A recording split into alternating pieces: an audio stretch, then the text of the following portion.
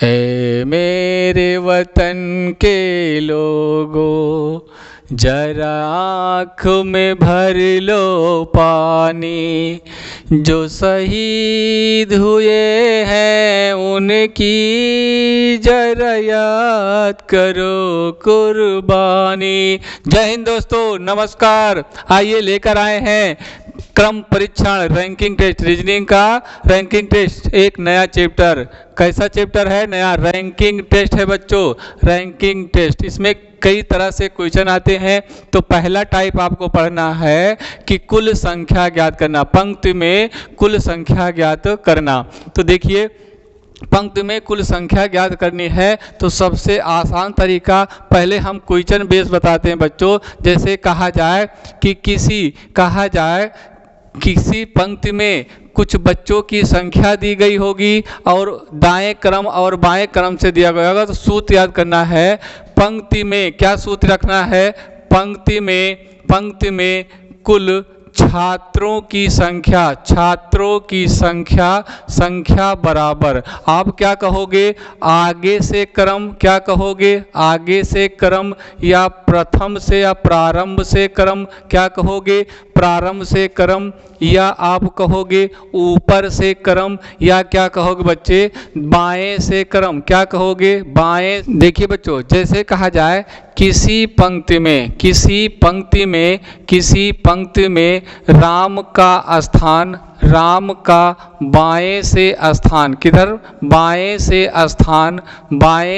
स्थान 15वां है। कौन सा है? 15वां है। तथा दाएं से स्थान, किधर? दाएं से स्थान जो है बेटा, दाएं से स्थान जो है 16वां है। तो उस पंक्ति में कुल कितने बच्चे होंगे? तो उस पंक्ति में कुल कितने बच्चे होंगे? कुल कितने बच्चे होंगे? तो ये आपसे क्वेश्चन है। तो बच्चों देखो, कोई है पंक्ति में, सूत्र आपका सूत्र के बेस पे करवाते हैं, फिर आपको ओरल बताते हैं, कंसेप्ट बताएंगे। पंक्ति में कुल छात्रों की संख्या, तो कुल छात्र आपसे पूछा गया है, कुल बच्चे पूछा गया है, कुल बच्चों की संख्या बराबर क्या होगी? तो आप कहोगे राम का बाएं से क्रम, तो बाएं से क्रम कौन सा है? 15वां है, प्लस दाएं से क्रम कौन सा है? 16वां है, और -1 करना है। बस इसको हल कर दो, आपका उत्तर हो जाएगा। तो देखो बच्चे, पंक्ति में कुल कितने बच्चे होंगे? 15, 16 में से एक गया तो 15 बचा, 15 + 15, तो उस पंक्ति में कुल कितने बच्चे हैं? 30 बच्चे आपको मिल जाएंगे कि उस पंक्ति में कुल कितने बच्चे हैं। बच्चों ये तो रहा आपका सूत्र पर आधारित, लेकिन हम आपने बच्चों को सूत्र नहीं पढ़ाते हैं, सूत्र से कोई सवाल नहीं हल करवाते हैं, वो चाहे मैथ का हो, चाहे रीजनिंग का हो, चाहे साइंस का हो, आपको सारे के सारे कंसेप्ट मिलने वाले हैं। तो आइए इसका दूसरा टाइप हम देखें कैसे लगाते हैं। तो कह रहा है किसी पंक्ति में राम का बाएं से क्रम, दाएं बाएं तो सभी लोग जानते होंगे, अपने बाएं से दाएं चलोगे तो बाएं होगा, और दाएं से बाएं चलोगे तो दाएं चलोगे, ऐसे दाएं और इधर बाएं। तो कह रहा है किसी पंक्ति में राम का बाएं से स्थान 15वां है, तो कोई एक पंक्ति है, यहाँ राम है, स्थान कौन सा है? 15वां है। और दाएं से राम का स्थान कौन सा है? दाएं से राम का स्थान कौन सा है? 16वां है। तो बच्चे यहाँ से देखा जाए राम है, एक पंक्ति में 2 बार राम शब्द आया है। अब आपको करना क्या? कुल बच्चों की संख्या, तो बेटा इसको आप क्या करना? जोड़ लेना, इन दोनों संख्याओं को जोड़ना, दाएं और बाएं क्रम को जोड़ लेना। तो 15 और 16 कितना होगा? 31 होगा। अब इसमें से 2 राम हैं, एक राम को बाहर कर दीजिए, तो एक राम को बाहर करेंगे कितने बच्चे हो जाएंगे? कुछ पंक्ति में कुल 30 बच्चे हो जाएंगे। देखिए इसमें भी उत्तर 30 आया है और इसका भी उत्तर 30 आया है। आशा करता हूँ कि आपको ये बात समझ में आई होगी। इसी पर एक क्वेश्चन और लेने का काम करते हैं। यदि कह दिया जाए कि किसी पंक्ति में क्या कहा जाए? किसी पंक्ति में कि मोहन का स्थान, मोहन का, किसी पंक्ति में मोहन का क्रम दोनों ओर से, किधर, दोनों ओर से कौन सा है बच्चों, मान लो कि 11वां है। कौन सा क्रम है, 11वां क्रम है, दोनों ओर से क्रम 11वां है। तो उस पंक्ति में कुल कितने बच्चे होंगे, उस पंक्ति में कुल कितने बच्चे होंगे, कुल कितने छात्र होंगे, कितने छात्र होंगे। तो बच्चे यहाँ से देखा जाए तो सेम है, दोनों क्रम दोनों ओर से कह रहा है ना बच्चे, क्या कह रहा है, दोनों ओर से क्रम कौन सा है, 11वां क्रम है। अर्थात हम चाहे दाएं से मान लें और चाहे बाएं से मान लें, इधर से दोनों से क्रम किसका, मोहन का। मोहन यहाँ भी है और मोहन यहाँ है। एक पंक्ति में दो मोहन व्यक्ति एक है, नाम दो आ रहे हैं, दोनों क्रम इधर से 11 इधर से 11। हमने कहा दोनों को क्या कर लेना, जोड़ लेना। दोनों को क्या कर लेना बच्चे, जोड़ लेना, और जोड़ करके एक क्या कर लेना, माइनस कर लेना। तो क्या निकल आएगा, पंक्ति में कुल छात्रों की संख्या।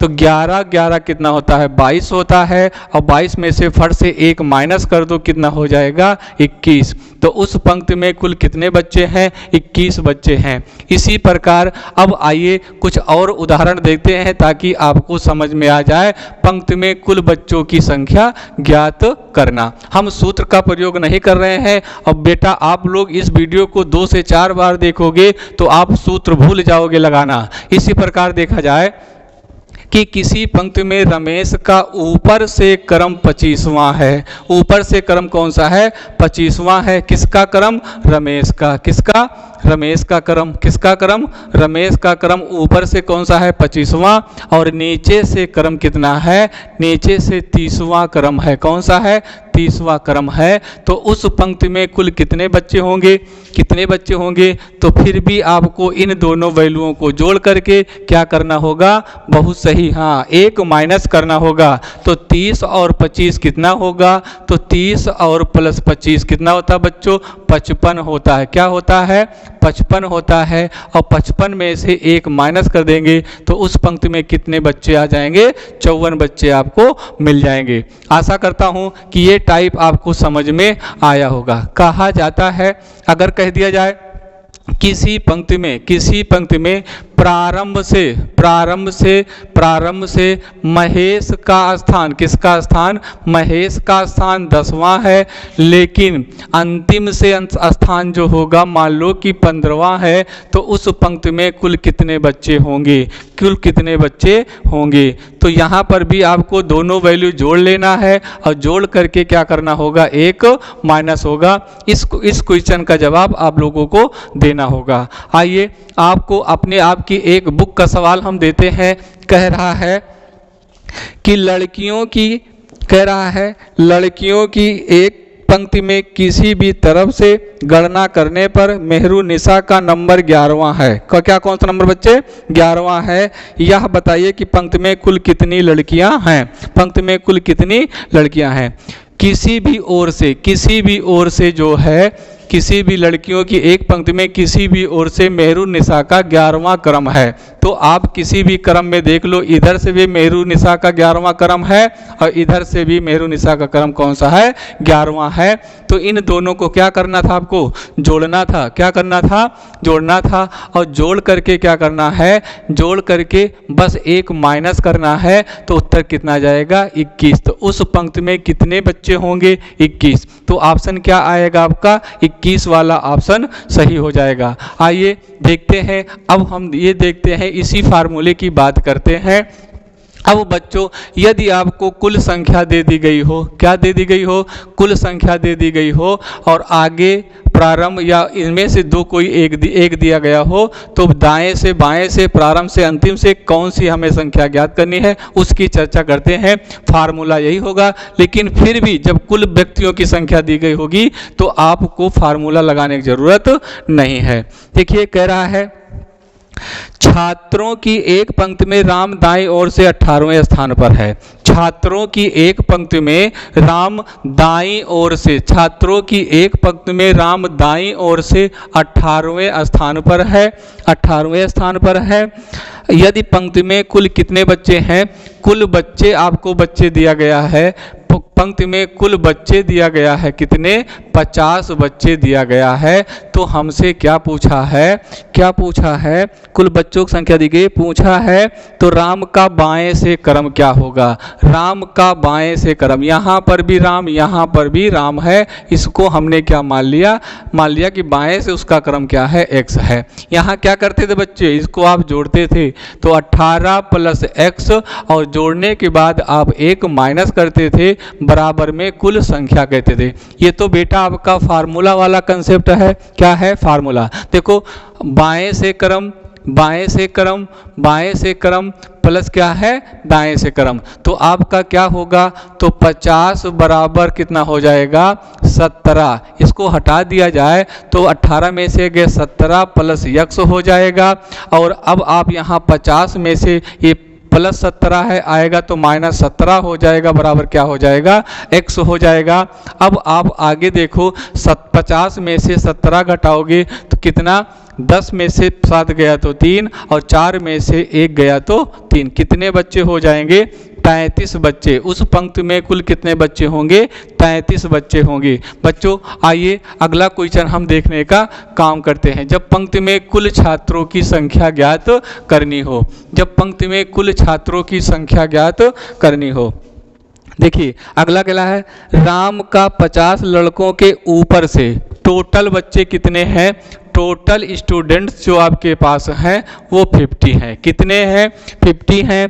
और कह रहा है ऊपर से राम का क्रम 21वां है तो नीचे से क्रम, कुल बच्चे 50 हैं, कुल बच्चे कितने हैं 50 हैं, तो कुल बच्चे 50 हैं और ऊपर से राम का जो क्रम है वो क्या है और नीचे से क्रम क्या है, वो क्या है, किसका, राम का। अब कह रहा ऊपर से जो है 21वां क्रम है, ऊपर से कौन सा क्रम है 21वां, तो नीचे से मुझे पता करना है। अगर बच्चों आपका दिमाग काम कर रहा है तो फट से आप क्या करो कि ये आपका बनेगा 50 बराबर 21 प्लस x माइनस 1, यही तो बनेगा बाबू फार्मूला के अनुसार।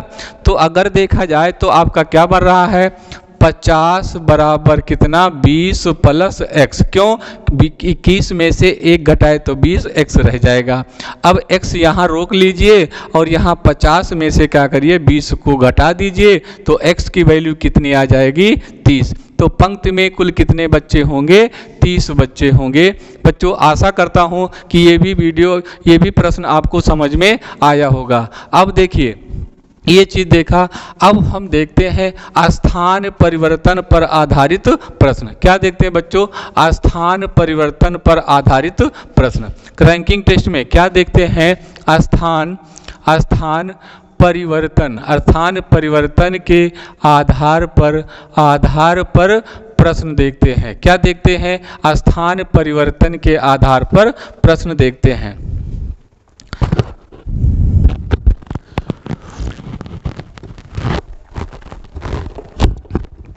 स्थान परिवर्तन के आधार पर प्रश्न। अब देखो स्थान परिवर्तन वाली बात ध्यान से सुनिए आप लोग, बहुत इंपॉर्टेंट है कि स्थान परिवर्तन करते हैं तो उसमें 3 क्वेश्चन पूछते हैं।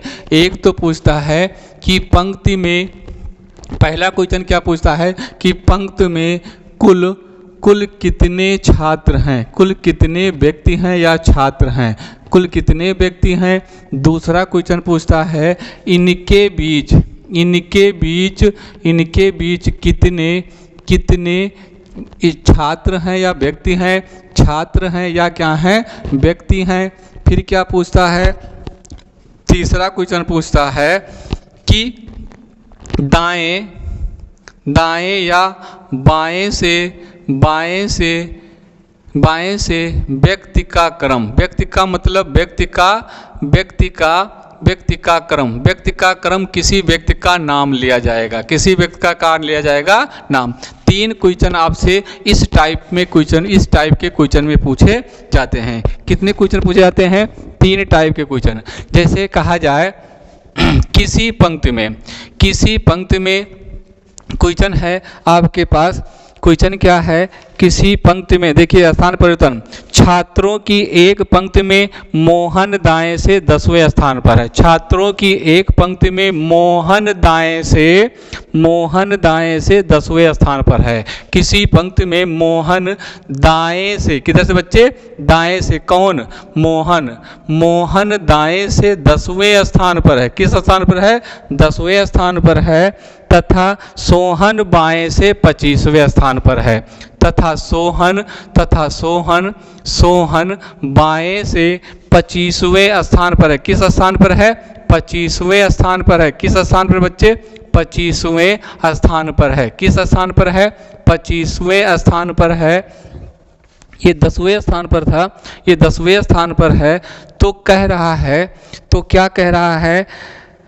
जब मोहन और सोहन आपस में स्थान बदल लेते हैं। जब मोहन और सोहन आपस में स्थान बदल लेते हैं। अच्छा बच्चे बताओ, सोहन किसकी जगह पर जाएगा? मोहन की जगह पर। मोहन किसकी जगह पाएगा? सोहन की जगह पर। तो सोहन को मोहन की जगह पर कर दीजिए और मोहन को ना बच्चे सोहन की जगह पर कर दीजिए। अब फिर आगे कुछ कह रहा, आपस में स्थान बदल लेते हैं तो मोहन दाएं से 22वें स्थान पर हो जाता है। तो मोहन दाएं से किस स्थान पर हो जाता है?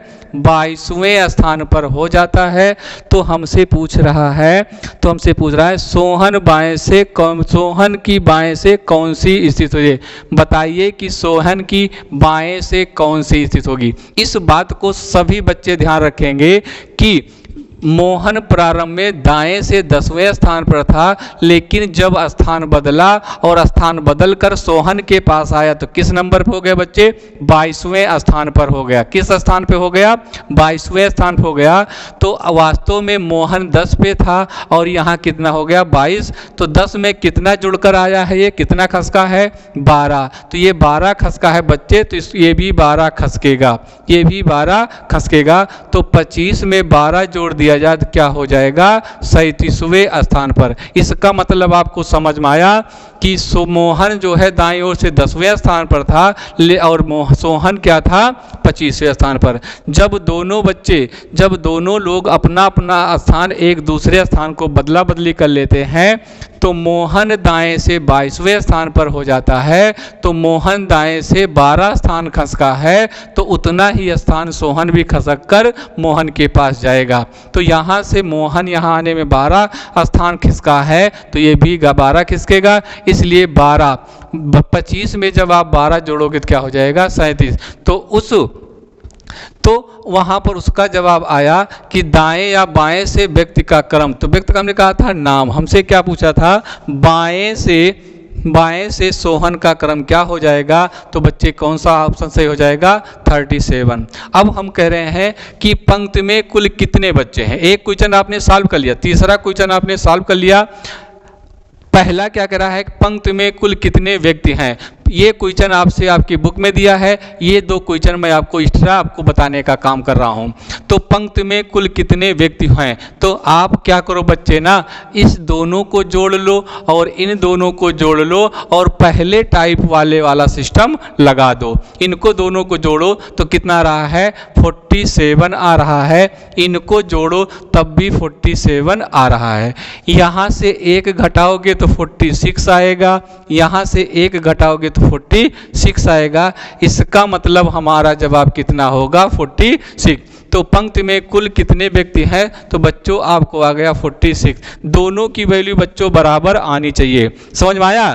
ठीक है, समझ में आया। तो दोनों की वैल्यू क्या होनी चाहिए? बराबर होनी चाहिए। 2 क्वेश्चन आपने सीखा। तीसरा कह रहा इनके बीच कितने छात्र या व्यक्ति हैं। हम दूसरे क्वेश्चन की अब चर्चा करते हैं। किसकी चर्चा कर रहे हैं? दूसरे। अब इनके बीच में कितने व्यक्ति होंगे, तो आपको कुछ नहीं करना है। जब इनके बीच के व्यक्ति निकालने हैं, कितने छात्र हैं या व्यक्ति हैं, तो ये लोग यहाँ से यहाँ कितना बढ़े हैं? 12 बढ़े हैं। जितना बढ़ते हैं बच्चे ना, जितना बढ़े, जितना खसके हैं, एक से एक दूसरे स्थान को खसक कर गए हैं, उसमें से एक माइनस कर दीजिए तो टोटल उनके बीच की संख्या निकल आएगी। तो इनके बीच में कुल कितने छात्र बैठे होंगे? तो कहोगे गुरुजी 11 छात्र बैठे हैं, 11 छात्र या व्यक्ति बैठे हैं। आशा करता हूं कि तीनों क्वेश्चन आपको बहुत अच्छे से समझ में आया होगा, तीनों क्वेश्चन आपको बहुत अच्छे समझ में आया होगा। आइए दूसरा क्वेश्चन लेने का काम करते हैं। हटाते बच्चे, स्क्रीनशॉट ले लीजिए, क्वेश्चन आपके ऊपर दिखाई दे रहा है। चलिए, आशा करता हूं कि आप लोग स्क्रीनशॉट ले लिए होंगे। अब आइए अगला देखते हैं, ये क्वेश्चन हमने मिटा दिया, गलत किया। चलो दूसरा क्वेश्चन था, दूसरा क्वेश्चन क्या था कि दोनों के बीच कितने व्यक्ति हैं, दोनों के मध्य या बीच कितने छात्र या व्यक्ति बैठे हैं, छात्र या व्यक्ति बैठे हैं। आइए हम समझते हैं। अब यहाँ देखिए अगला क्वेश्चन क्या कह रहा है, अगला क्वेश्चन क्या कह रहा है कि अब देखिए, जैसे हम आपको बताना चाहेंगे कि किसी पंक्ति में राम का स्थान बाएं से 25वां, मान लो कि 25वां ना मान लो कि 20वां है। कौन सा बच्चे? 20वां स्थान है। राम का बाएं से क्रम बाएं से क्रम कौन सा है? 25वां है। और श्याम का दाएं से, किसका बच्चे? श्याम का दाएं से 10वां स्थान है। तो आपसे पूछे कि उस पंक्ति में कुल कितने व्यक्ति हैं। कब पूछेगा? कि जब वो दोनों आपस में स्थान अदल बदल लेते हैं, तो श्याम किसके स्थान पर पहुंच जाएगा? राम श्याम के स्थान पर, और श्याम जो बच्चे वो किसके स्थान पर आ जाएगा? राम के स्थान पर आ जाएगा। अब देखिए और कहता है कि राम जब दोनों आपस में स्थान बदल लेते हैं तो राम बाईं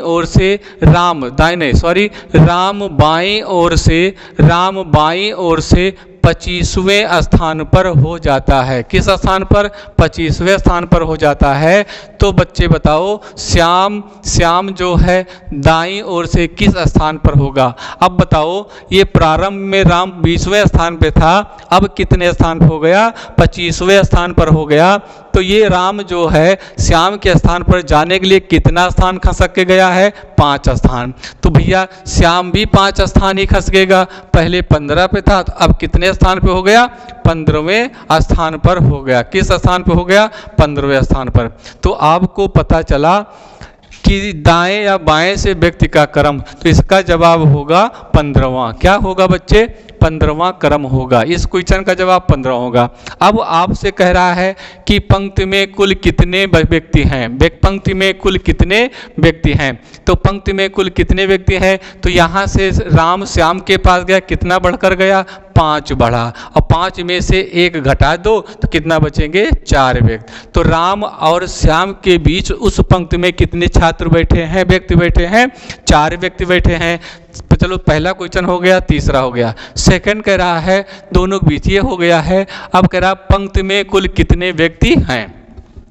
तो पंक्ति में कुल कितने व्यक्ति हैं? तो आप हमने कहा था इन दोनों को जोड़ लेना, जो पहला टाइप पढ़ा था, इन दोनों को जोड़ करके 1 माइनस कर देना। बताओ बच्चे इसका जवाब क्या होगा?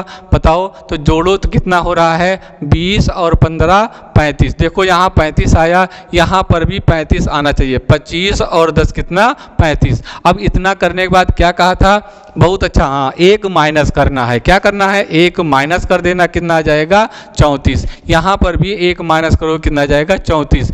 तो उस पंक्ति में कुल कितने छात्र या व्यक्ति बैठे हैं? तो कहोगे गुरुजी 34 व्यक्ति बैठे हैं। आशा करता हूँ कि ये भी वीडियो आपको समझ में आया होगा, ये क्वेश्चन आपको समझ में आया होगा। चलिए स्क्रीनशॉट ले लीजिए।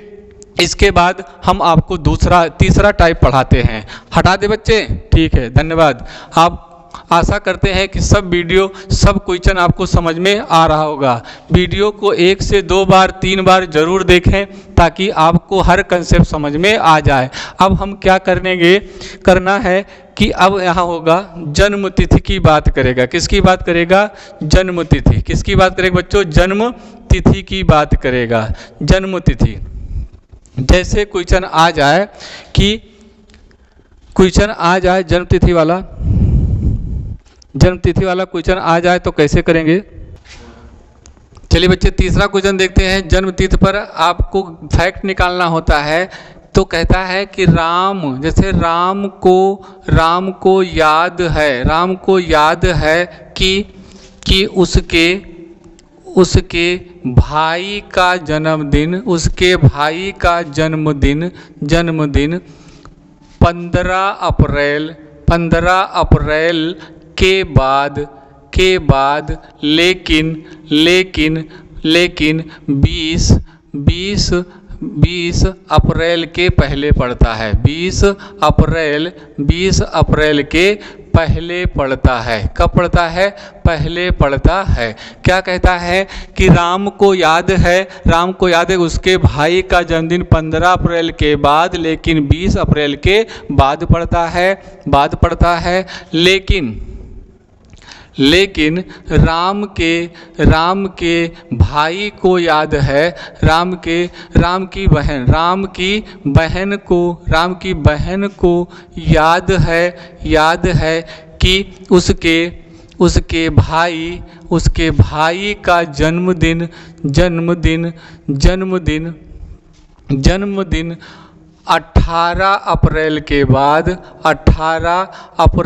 18 अप्रैल के बाद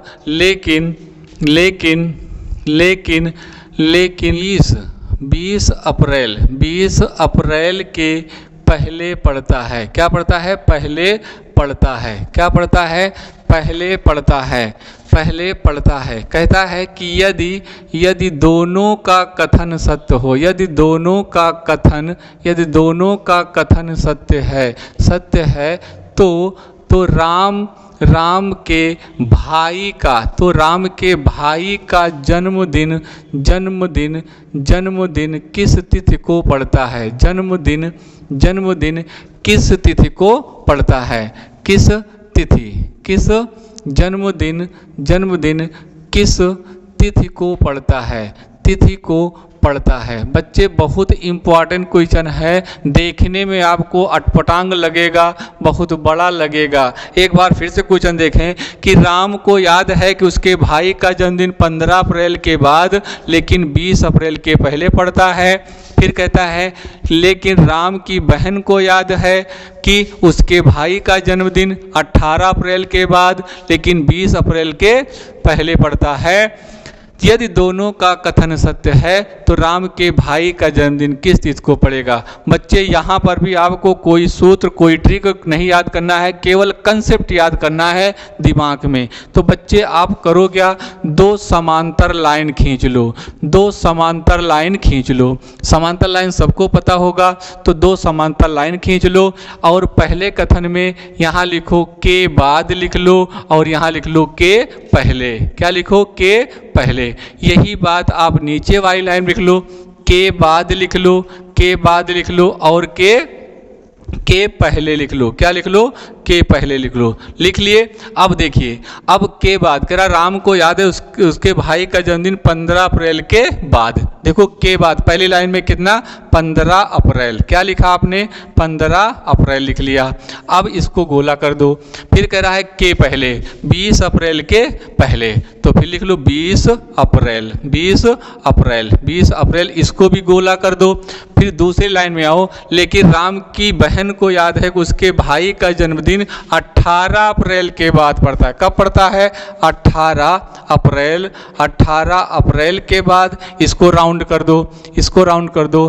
फिर क्या कह रहा है? लेकिन 20 अप्रैल के पहले। फिर कह रहा है 20 अप्रैल। फिर कह रहा है 20 अप्रैल के पहले पड़ रहा है, इसको राउंड कर दो। अब बच्चे जिसको आपने राउंड कर दिया उस डेट से आपको कोई मतलब नहीं है। अब 15 और 20 के बीच की डेट लिख दो। 15 के बाद क्या आता है? 16, 16 के बाद 17, 17 के बाद 18 और 18 के बाद 19 और उसके बाद 20। हमें इन दोनों डेटों के बीच की डेट रखनी है। इस डेटों से जो राउंड किए हो उससे कोई मतलब नहीं है।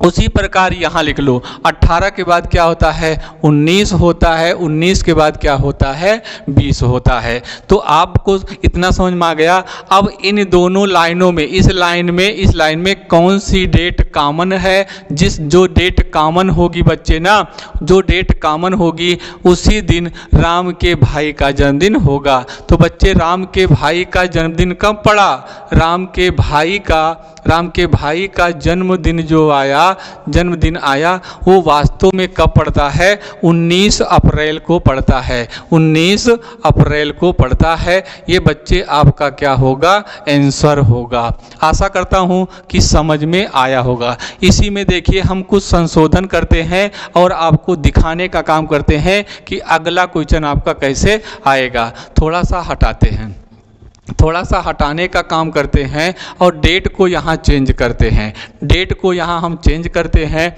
जैसे क्वेश्चन वही है, यदि राम को याद है कि उसके भाई का जन्मदिन 15 अप्रैल को पड़ता है। कब पड़ता है? 15 अप्रैल को पड़ता है, लेकिन 20 अप्रैल के बाद। ये तो ठीक है, 15 अप्रैल के बाद और 20 अप्रैल के पहले पड़ता है। लेकिन राम की बहन को याद है कि उसके भाई का जन्मदिन 17 अप्रैल के बाद, लेकिन क्या होगा 21 अप्रैल के पहले पड़ता है। तो यहाँ क्या लिखेंगे? 17 अप्रैल के बाद, और यहाँ क्या लिख देते हैं? 21 अप्रैल के पहले पड़ता है।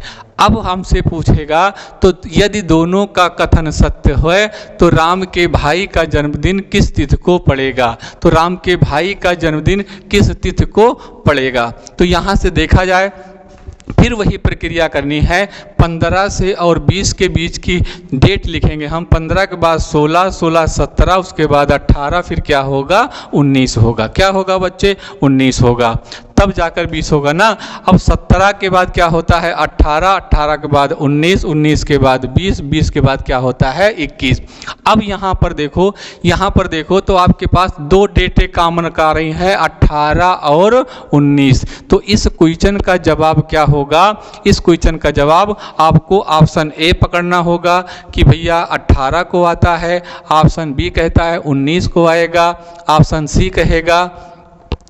सी कहेगा ए और बी कहेगा, और ऑप्शन डी कहेगा नन ऑफ दीज, इनमें से कोई नहीं। एक तो ऑप्शन ये आपका मिल जाएगा पहला ऑप्शन, और दूसरा ऑप्शन आपको इस तरह मिल सकता है। दूसरा ऑप्शन कि ए ऑप्शन कहता है कि 18 अप्रैल कहेगा, बी कहेगा 19 अप्रैल कहेगा, सी कहेगा 18 और 19 कहेगा, 18 और 19 कहेगा, 18 और 19 अप्रैल कहेगा, और डी आपको कहेगा 18 या 19 अप्रैल कहेगा। तो इन दोनों ऑप्शनों में आपको मैं ऑप्शन सिखा देता हूं बच्चों, आप कभी गलत नहीं करोगे। देखो किसी व्यक्ति का जन्मदिन 2 दिन नहीं मनाया जाता है, 1 दिन मनाया जाता है, 18 19। यहाँ 2 डेट आपको मिल रही है, तो यहाँ पर आपका होगा ना तो 18 को मनाया जाएगा, ना तो 19 को मनाया जाएगा, ना तो ऑप्शन ए और बी के अनुसार मनाया जाएगा। तो इनमें से होगा नन ऑफ दीज, इनमें से कोई नहीं। लेकिन दूसरा अगर ऑप्शन आपको इसी क्वेश्चन का ऑप्शन दूसरा आ जाए तो क्या सही होगा? तो देखो क्या सही होगा, 18 नहीं सही हो रहा है क्योंकि 2 डेट मिल रही है, 19 नहीं सही होगा, 19 नहीं सही होगा, और कौन सा नहीं होगा? सी भी नहीं सही होगा। क्यों नहीं सही होगा? क्योंकि 18 और 19 को किसी व्यक्ति की जन्मदिन नहीं मनाया जाता है। तो कौन सा सही होगा बच्चे? डी वाला ऑप्शन आपका क्या हो जाएगा? सही हो जाएगा। तो आशा करता हूं कि आपको ये वीडियो बहुत अच्छा लगा होगा, बहुत ही अच्छा लगा होगा, और आप इस वीडियो को अधिक से अधिक लोगों के पास शेयर करो। हमने देखा बेटा कि आप लोग वीडियो देख ले रहे हो और लेकिन लाइक नहीं कर रहे हो और ना तो कोई कमेंट कर रहे हो। आपसे हाथ जोड़ के निवेदन है कि आप लोग इस वीडियो को लाइक शेयर जरूर करें, लाइक जरूर करना ना भूलें, शेयर करना ना भूलें अपने मित्रों के पास। बहुत बहुत धन्यवाद।